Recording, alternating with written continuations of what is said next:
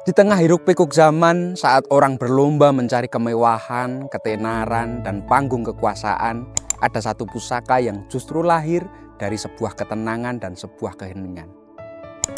Bentuknya itu sederhana, nyaris tanpa hiasan, tapi maknanya begitu dalam. Seperti doa yang diselipkan diam-diam di balik lipatan yang hidup. Namanya tilam upih.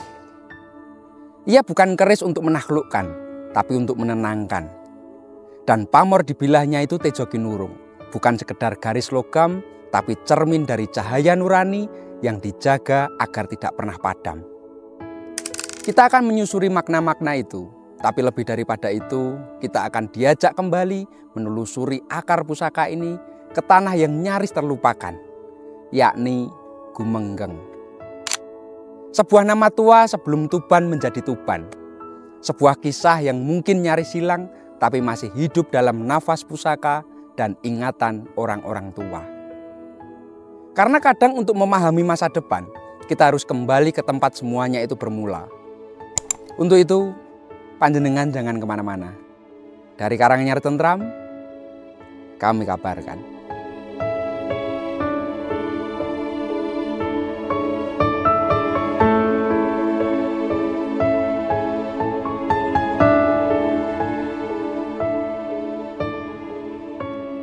Pusaka dengan busana yang begitu prasaja dalam tampilannya, namun menyimpan kemewahan yang tak kasat mata. Sebuah warangka gayaman khas Surakarta yang digarap begitu luas, teliti, dan sangat menarik hati. Kesederhanaannya itu menjadi tidak sederhana lagi ketika kita membahas soal bahan kayu warangka ini. Ia terbuat dari kayu cendana wangi yang nampak lawasan. Sebuah kayu dengan aroma wangi yang begitu khas memiliki strata cukup tinggi khususnya di Surakarta.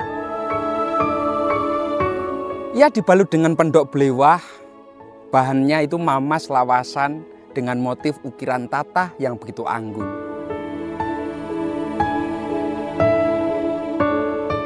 Ditambah dengan mendak selut dari bahan kuningan yang cukup tebal dengan ukir tatahnya yang menghiasinya yang begitu luar biasa.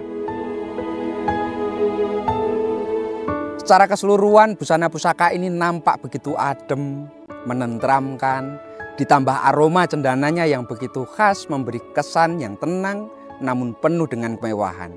Dan pastinya busana pusaka ini benar-benar tutut hati.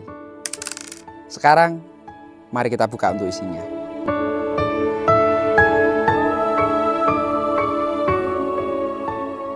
Pusaka lurus dapur tilam upih, pamor Tejo Kinurung, tangguh Tuban sepuh. Sederhana ya, namun jangan salah. Justru dalam kesederhanaannya itu, pusaka ini menyimpan kedalaman rasa dan nilai yang tak sederhana juga.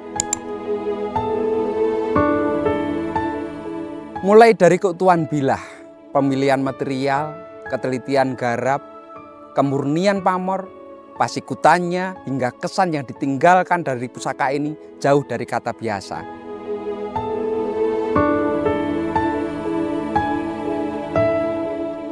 Mari kita mulai bahas dari dapurnya, yakni dapur tilam upih.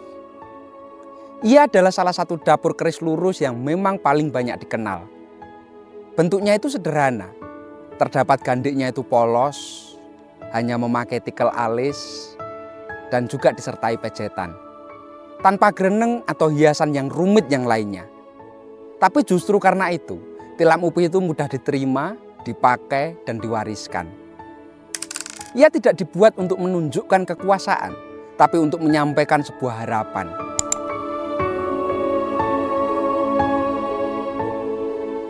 Nama tilam upih sendiri itu berasal dari kata tilam atau alas tidur, dan upih itu yang berarti anyaman daun. Khususnya dalam budaya Jawa, ia melambangkan tempat beristirahat yang begitu tenang, yang begitu teduh dan sederhana. Makna itu kemudian ditarik lebih jauh lagi, bahwa keris ini menjadi simbol ketentraman hidup, terutama dalam berumah tangga. Itulah sebabnya para orang tua zaman dahulu itu sering memberikan tilam upih kepada anak laki-lakinya yang baru menikah. bukan sebagai hiasan, tapi sebagai doa. Doa agar keluarganya kelak hidup tentram, rezekinya juga cukup, hubungan suami istri harmonis, dan rumah tangga bisa menjadi tempat pulang yang begitu indah dan damai.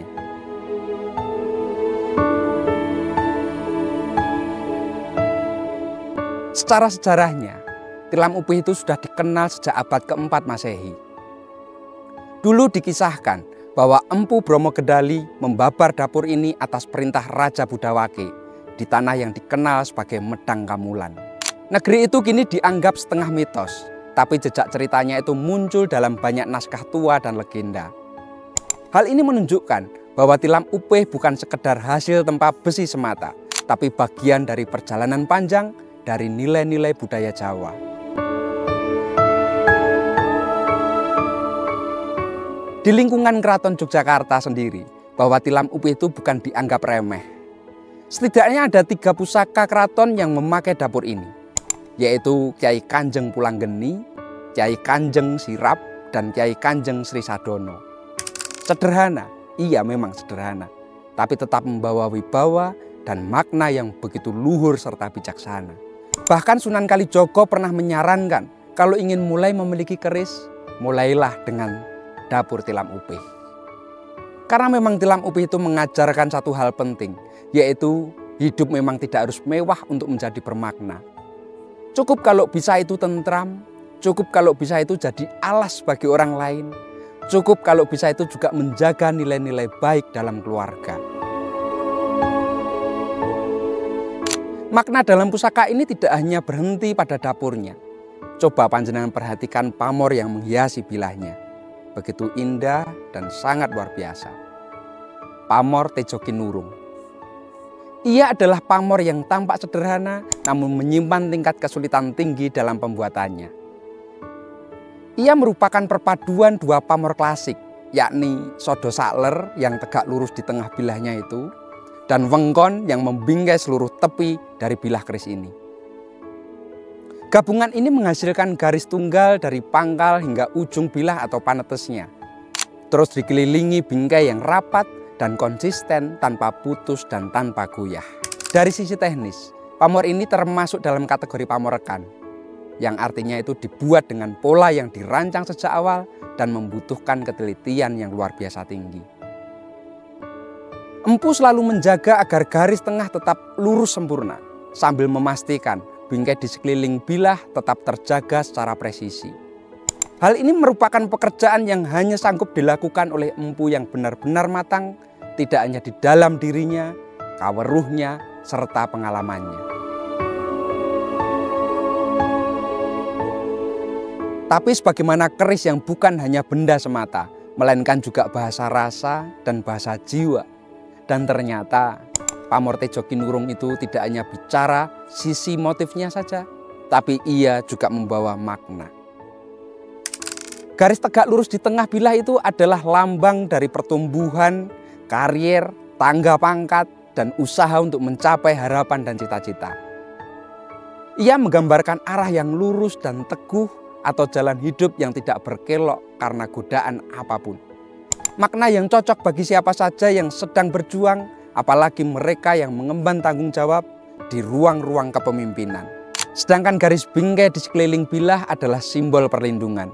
Perlindungan lahir maupun batin, kasat mata maupun yang tak terlihat, itu menjadikan sebuah simbol bahwa dalam setiap langkah menuju tujuan manusia membutuhkan naungan dan penjagaan dari Yang Maha Kuasa. Inilah sebabnya bahwa pamor Tejo Kinurung kerap dijadikan piandel oleh para pejabat, abdi negara, hingga para pemangku amanah rakyat. Ia bukan sekedar keris semata, tapi memang menjadi pegangan batin.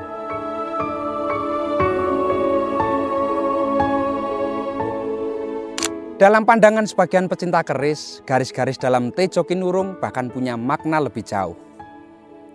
3 garis lurus yang biasa ditafsirkan sebagai lambang tanggung jawab. Garis kanan adalah laki-laki yang bertanggung jawab atas dirinya sendiri dan keluarganya. Garis kiri itu melambangkan peran dalam masyarakat secara luas dan lingkungannya. Sedangkan garis tengah yang utama ini ditujukan bagi mereka yang ditakdirkan menjadi pemimpin, bahkan orang besar yang hidupnya itu tak lagi hanya milik keluarganya, tapi milik banyak orang. Di garis itu ada beban, ada dilema, tapi juga ada cahaya dan tanggung jawab.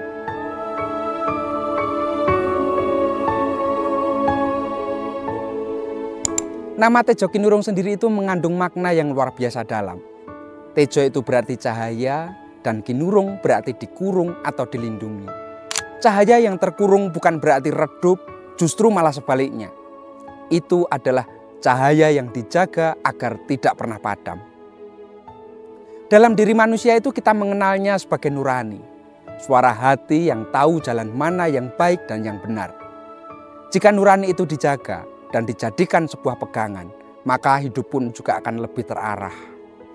Jalan hidup menjadi lurus dan seseorang bisa tetap tenang meski berdiri di tengah badai.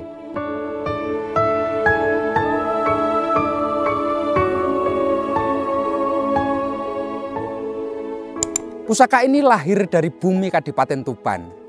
Namun untuk memahami akar sejarahnya, kita perlu menengok lebih jauh lagi ke belakang. Sebelum Tuban dikenal sebagai kadipaten penting di pesisir utara, wilayah ini pernah menjadi bagian dari kisah lama, yakni Kadipaten Gumenggeng. Gumenggeng disebut-sebut berdiri di Dusun Gumeng, Desa Banjaragung, Rengel di kaki Pegunungan Kaburunglai. Tak banyak catatan resmi yang membahasnya, karena sebagian besar kisahnya itu bertahan dari cerita tutur saja. Tapi dalam narasi masyarakat setempat, Kadipaten Gumenggeng adalah cikal bakal dari kepemimpinan di wilayah Tuban.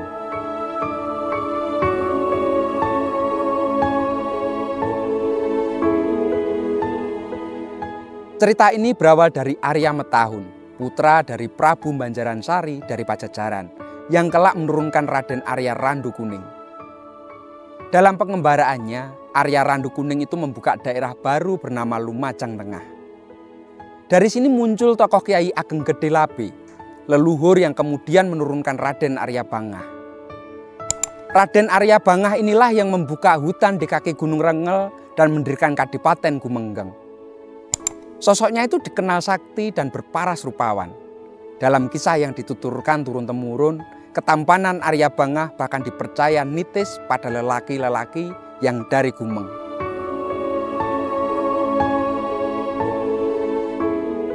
Jejak Gumenggeng hari ini itu memang nyaris hilang. Sebagian pondasi bangunan Kadipaten Lama itu telah tertutup tanah, sebagian lagi dibongkar demi lahan pertanian. Tapi jejak tak selalu harus berupa batu. Dalam ingatan masyarakat dan nafas pusaka seperti keris tilam upeh yang berpamor Tejo Kinurung ini, Gumenggeng masih berbicara tentang awal, tentang cahaya yang dijaga, tentang warisan nilai yang tak mudah pudar, meski ditelan waktu yang begitu panjang. Matur nuwun dan salam tutut ati.